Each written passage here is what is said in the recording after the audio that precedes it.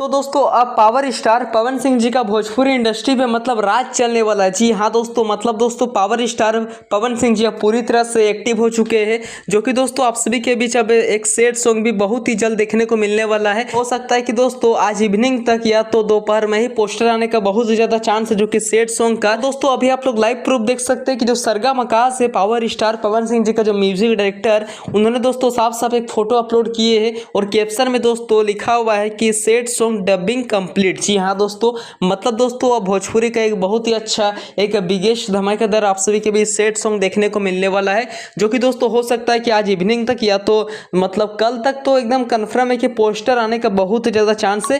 और दोस्तों मतलब कल नहीं आता है तो मतलब दोस्तों देखिए कल इवनिंग में या तो कल दोपहर में बहुत ही ज़्यादा एकदम कंफर्म है। और जैसा भी कुछ होगा मैं आप सभी को अपने चैनल के माध्यम से बता दूंगा, इतना आप लोग कंफर्म रखिए कि दोस्तों मतलब एक सैड सॉन्ग अब आना ही आने वाला है। तो चलिए मिलते हैं नेक्स्ट वीडियो के। Thank you.